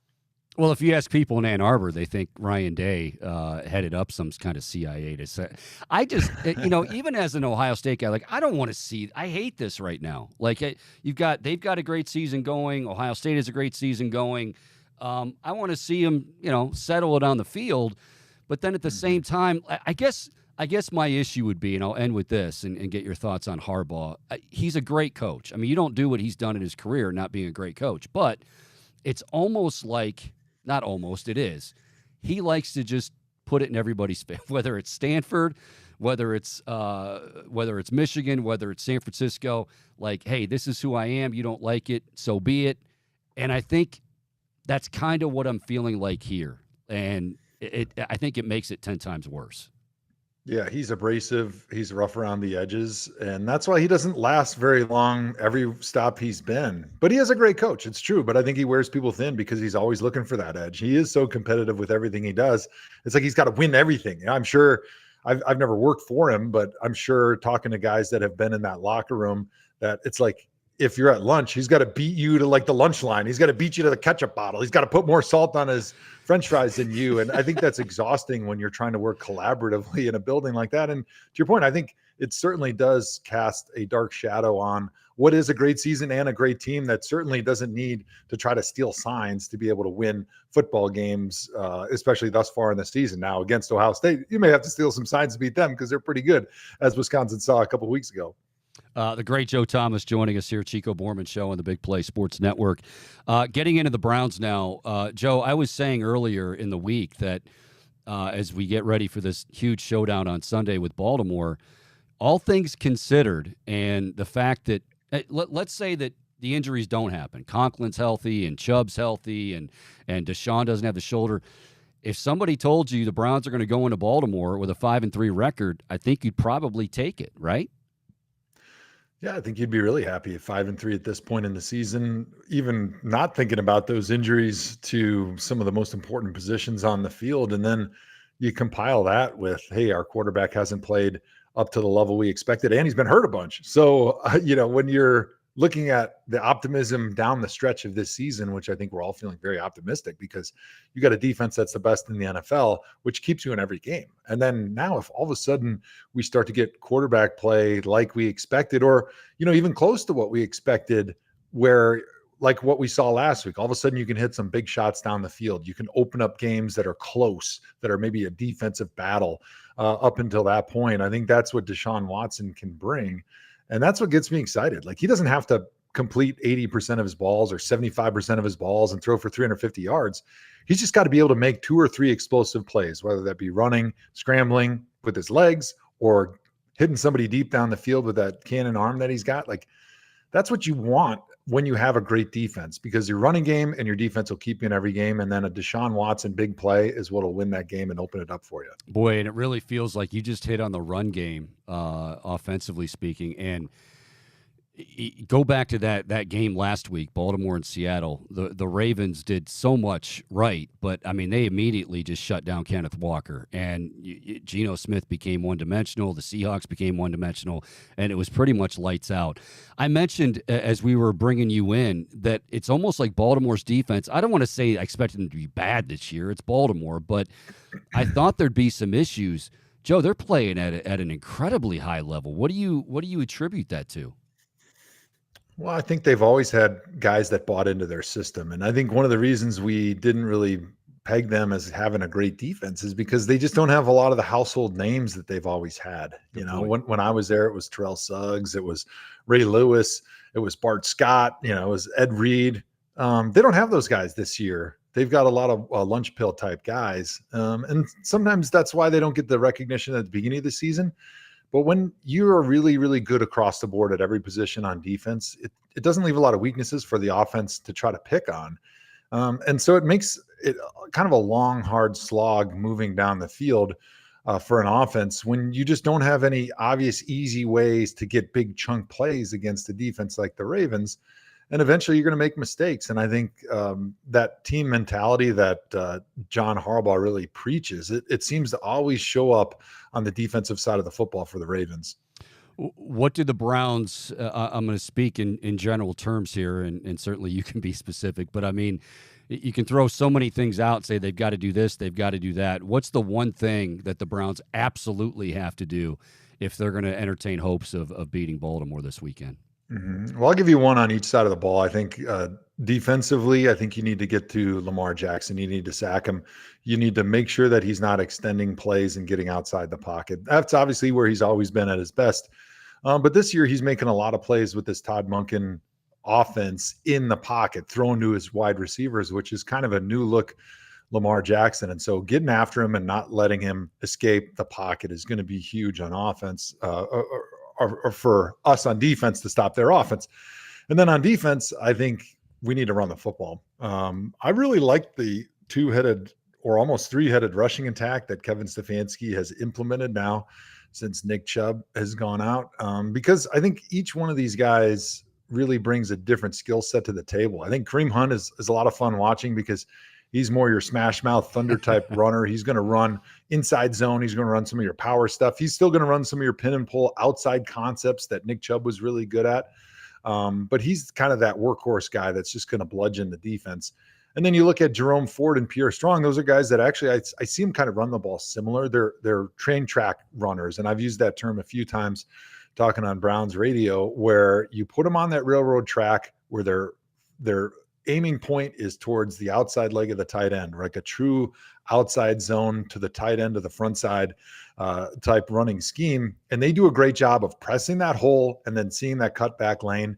And they've got a very, very smooth cutback where they've got that speed to get those linebackers and those secondary elements to start to run and over pursue. And then they're very good at cutting it back and finding those cracks. And so I really like that we are able to run any scheme, and we've got different backs that can do that. So you can kind of move those guys through and give each guy, 7 to 10 carries, maybe not 7 to 10 for both Jerome and Pierre, but you kind of split those guys 10 carries, depending on who's having a better day. And all of a sudden, I think you have a very difficult rushing attack to stop if I'm the Baltimore Ravens defense. And then when you've got a running game that can run the ball consistently, and the Ravens are worried about, okay, they're just taking time off the clock, that's when Deshaun Watson hits him over the top to our speedy group of receivers, Amari Cooper, David Njoku, I think, has had a really good season.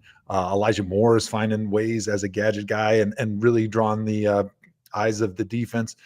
So I think it's going to be a really fun game to watch and to kind of see how that game plan evolves, but you got to be able to start with running the football. Certainly would be remiss. We'll get you out here with this, Joe. We always appreciate your time. Obviously, with the injuries up front, Conklin is out, and now Jed Wills is out, and you're going to bring DeJuan Jones over to the left side. I had somebody say on Monday, well, just kick out Joel Bitonio, move him to tackle. He played tackle in college, and I was like, I don't know if it's that easy. So I'll ask you about making those switches, not only with DeJuan going from right to left tackle, but also a guy you know very well and played with in Bitonio, and trying to make that transition if they were to go that route. Yeah, I mean, Joel did a great job playing left tackle when he had to move out there. I think it was a couple years ago. But he's at his best as a left guard. And I'm always a big believer in the least amount of moving parts on your offensive line, the better. So if it was me, I would leave the one on the right side and put James over on the left side, unless the only caveat is if James just said, I do not feel comfortable at all on the left side. I would love to play right tackle. I feel 100 times better. And DeJuan is like, hey, I'm good either way. But typically when you start making a bunch of moves, you make a bunch of positions worse. And offensive line play is all about the least amount of mistakes the better. It's not about, hey, how many pancakes can we get? How many great double teams can we get? It's like, how many times do I not step on my guard's foot and have him fall over and then his guy hits the quarterback? How many times do I not screw up the call because my brain is backwards because I'm thinking I'm the right side, I'm on the left side all of a sudden, and I make an A call and I really should be making a single call. Like it's those little mistakes that pop up when all of a sudden you've got a bunch of moving parts and you're moving the puzzle pieces all over the place versus, hey, you know what, if we got one position and it's significantly downgraded because of an injury where we think we could move a bunch of guys, it's better to just have one position much more downgraded because then you can account for it with your scheme and everybody else is still feeling good and you're not going to make uncharacteristic mistakes with the other four guys. So I wouldn't move Joel out there. I'd keep DeJuan on the other side, but it'll be fun to watch and see what happens out there. And I think the good news for Browns fans is we've got a very deep offensive line. Callahan's done a great job. Scotty Peters has done a great job with that offensive line. And so more than any other unit in the entire NFL, I think our offensive line can withstand these injuries. And we've seen it already. DeJuan Jones coming in, he's playing at a Pro Bowl level for a rookie right tackle when, you know, you usually, if you're a team, you lose Jack Conklin, who is an all-pro, like you're screwed. But hey, we've been able to not miss a beat replacing him, and I expect the same here against Baltimore with James Hudson playing. Had Jed started to make some progress in your mind before the injury? He has. I think the last two and a half games, I want to say the Colts game, he really played well. Last week, I thought he really played well. And for him, and I told him this at the beginning of the season, like the technique is there. Like he looks great. He looked great in training camp. There's nothing wrong with his technique. It looks fantastic. He's got the quickness. He's got everything down. The skills are there. It's just making sure you don't have those mental lapses, which is what was happening early in the season. That was tremendously frustrating. In great position, then you just lose track of where the quarterback is supposed to be. All of a sudden, it's a sack fumble. You're in great position, but then you lose track of, you know, the snap count, and then all of a sudden you're a half a count late, and then that's the difference in the game. And I think just understanding the urgency you have to play every snap with, because you don't know which play is going to be the determining play in the game. I think that's what he's starting to figure out. It's too bad he got injured, but I'm glad it wasn't as catastrophic as we all maybe thought it was going to be. If you're not coming off the flu, your phone might have rung. Well, Nathan was hitting me up right after the game. He's like, we need you. And I'm like, dude, I'm like 245 pounds right now. And I got sore walking to get my mail in the mailbox. So I don't think you want me. I'm like, I'll come to the game and I'll drink some beers and I'll cheer him on. But that's about all the football I got left in me. He's Joe Thomas, the Hall of Famer. We love him. And Joe, we appreciate the time, buddy. And all the best to you. And hope to do it again real soon, pal. Chico, thanks for having me on, buddy. All right. That is the Hall of Famer, Joe Thomas. Awesome stuff. Train track runners. I like that. Train track runners. Get them on the track. Get them to the all they got to do is get to the outside. Good stuff there, and good stuff on the offensive line. So now we're starting to think then James Hudson must have said, and this is no knock on James. I don't want this to sound like, but if we go with what Joe said there, they probably asked James Hudson about playing left or right, and he said, I'd feel a hell of a lot more comfortable. Because if you think about it, again, Conklin on the right side, that's when he would replace Conklin, it was always at that right tackle spot. So I wonder now with that move, Hudson, if you're just tuning in, Hudson's going to play right tackle, and DeJuan Jones, the rookie out of Ohio State, will go to the left side in replace of the injured Jed Wills. Now you wonder if that was indeed the conversation. James, give us your comfort level. And he said, you know what? Perfect world. I'd rather be on the right side. DeJuan Jones said, hey, I don't care. Put me on the left. That's fine. So that's what it'll be coming up on Sunday. And it was fascinating to hear that perspective from Joe of how he'd prefer to keep DeJuan on the right side because you just don't want to give him more on his plate than he can handle, especially as a rookie. At the same time, I feel like obviously the left tackle position is more highly regarded, more highly valued in the league than the right tackle position.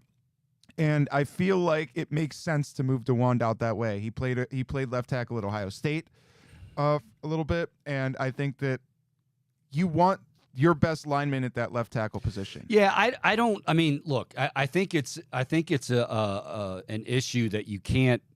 I can't disagree with you on that, but Joe said something really important, and it was spoken more about the Bitonio thing that I was talking about on Monday, and Nick and I were talking about yesterday. The less moving parts, the better. And I'm not saying, I mean, I think Dewan has played very well this year. I mean, with everything on his plate, with everything, but I think it's clear that James Hudson just wasn't comfortable. I'm now hearing that from Joe. I think it kind of just firms that up. This is going to be on the road too. It's not a matter of like a physicality or athleticism. I mean, DeJuan Jones, he still has a long way to go, but you certainly love all those attributes. He's being coached up by one of the best in Bill Callahan, but now you're on the road in Baltimore. It's going to be raucous. Their defense is playing well.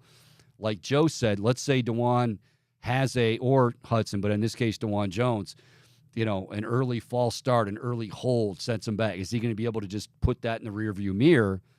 Because as he said, those mental lapses are what oftentimes kill you. That it's just, as an offensive lineman, he's talking about Jed Wills. He's always had the physical attributes. He's always the athleticism, everything. It's just the mental lapses. And I think when you get on the road and you're in Baltimore and in that atmosphere, now I know DeJuan Jones has played in some big games playing for the Buckeyes, but you're talking about NFL talent now. So we'll see. I mean, it is going to be, I'm you know what? Bottom line, I'm excited. I'm stoked for this game on Sunday. This is not one of those where you're like, and we've had those. We've had plenty of years where we're like, oh God, like, you excited about the game? Yeah, of course I am. Really? No. Not really. This could be over, but no, I if they can't turn the ball over. I mean, I know all the boring things you talk about, but seriously, you can't turn the ball over, and Lamar does put it on the turf. They are prone to turnovers. If you heard Joe say, if they get to Lamar Jackson, even if it's not the sack, he's hurried, he's rushed. I mean, I've heard a guy who wears 95 is pretty good at knocking the ball loose, whether it be on a pass attempt or just, getting in someone's way, quarterback's way. So Lamar might be scrambling around, and oftentimes that's dangerous. Oftentimes, though, he may put it on the ground occasionally. That's an opportunity for that defense, aggressive, attacking, to be able to flip the field, give your team that advantageous field position, and at the very least, you get 3 points. Hopefully, you get 6. Chico, this team in a lot of ways is still a little bit shaky to me, but at the same time, they're good enough where it's reasonable to feel optimistic about this matchup, right? Like, obviously, the Ravens are the hottest team in football right now. You can make a case either the Ravens or the Bengals are probably the best team in the NFL. We talked about it a little bit yesterday. But at the same time, the Browns do have the most elite defense in the NFL. And when you can get even a semblance of production, you heard it from Joe Thomas, right? You just need 2 or 3 explosive plays out of Deshaun. Get the run game going, a couple of big throws downfield. That's really all you need with this defense, and they can carry you the rest of the way. I mean, it's going to be a little bit. Baltimore does present some challenges. Easier said than done. Yes. I know. I'm making it sound very simple here. But with that said, if all of that does happen, it feels like the Browns are very much in this game, and it feels like it's okay to be optimistic about it, even though you could be setting yourself up for a major disastrous letdown. I mean, again, I go back to the San Francisco game. I would have. I thought guaranteed loss. Yeah, you could have made the spread 3 touchdowns. I'm taking it. Yes, I was. I was not optimistic. Nobody really was. I mean, how could you? But they found a way to get it done, and this is where, and Kevin Stefanski. I mean, look, some of the criticism is warranted when certain things, but at the end of the day, as we're sitting here Wednesday afternoon around 2:00, this team is 5-3. And Jack Conklin's been out, and Nick Chubb's been out, your heart and soul. Now Jed Wills goes down. Like, they're 5-3, and, in games, and again, that San Francisco game, and I don't want to hear, but then they lost. Hey, all I know is when they beat them, nobody saw it coming. Nobody's going to give them much of a chance against Baltimore. Baltimore is and should be the favorite on Sunday afternoon, but that's where I think, like, if you can just get off to a good start, quiet the crowd a little bit. A guy like DeJuan Jones is, he gets settled in. And then who knows? I mean, Lamar Jackson, for all the plays that he makes, he's going to give up a couple too. Are they going to be ready to pounce? And judging from what I've seen on this defense, they will be ready to pounce. They'll have to be. All right, that's going to do it for this Wednesday edition of the Chico Borman Show. Coming up tomorrow, looking forward to this one. Chad Withrow, guy we've had on the show before. Why are you smiling, Bohm? You're thinking it's Thursday. I'm going to say EK, and you don't know. I was expecting EK. That was a plot twist. I was like, oh, you sound really confident about EK being on the show tomorrow, and then it's Well, I never. Chad Withrow. He's still out. Well, yeah, Chad Withrow's definitely on the Purple. show tomorrow. Eric Edholm is definitely on the show tomorrow. Hey now. And Chad Withrow, for those of you that don't know, we had him on, I don't know if you remember, I think it was before the Tennessee game, because he is based out of Nashville. He's done sports talk in Nashville. Now he's the host of, he's on that Outkick.com, host of Hot Mike with Hutton and Withrow. We had him on before the Tennessee game, but he's been talking a lot. And I know maybe I'm talking about it too much, but I can't help it. It is out there, the whole scandal with Michigan. He's been talking a lot about on his show. We'll certainly go around the NFL with him, but we will touch on that. And by the way, this is, let me just, before I get out of here, I gotta read this one because I thought this was pretty interesting. Apparently, the Michigan Wolverines, and this is coming from their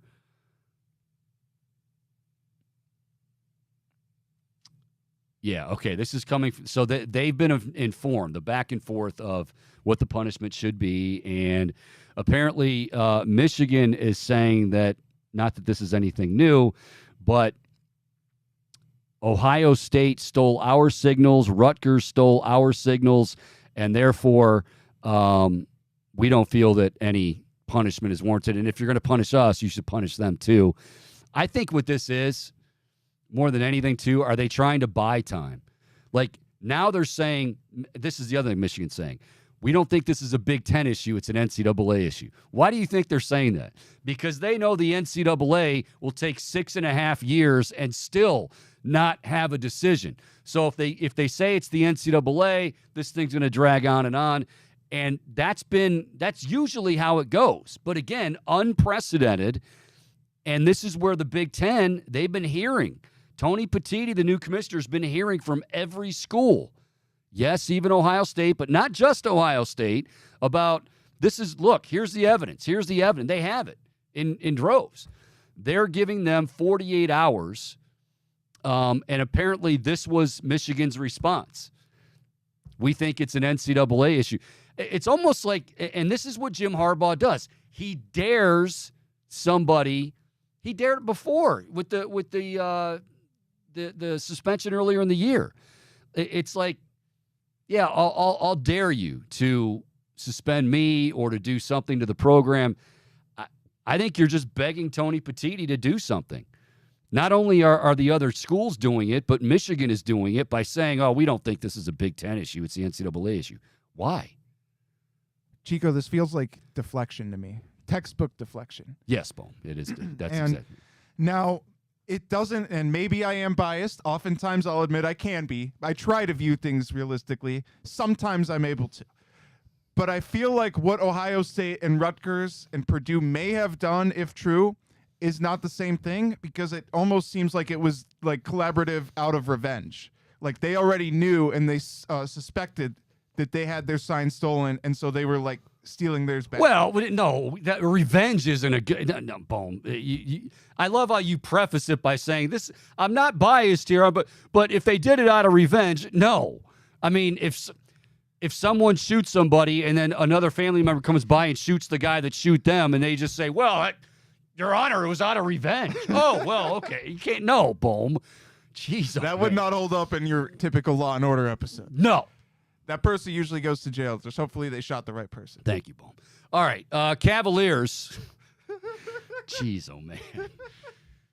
Cavaliers begin a 4-game road trip tonight in OKC. Pretty big road trip too, albeit early, and they've got everybody healthy for the most part. okay, what do you do now? Now that you've got everybody together, you're still kind of learning each other and the new philosophy. But I love what Terry Pluto said yesterday on the show. We need to get those clips out, by the way, of Terry Pluto. He had some great stuff about the Browns, the Guardians, and the Cavs. But what he said about the Cavs is they're still trying to figure out, are we just a run and gun team? Or are we looking to shoot threes more? What's our identity?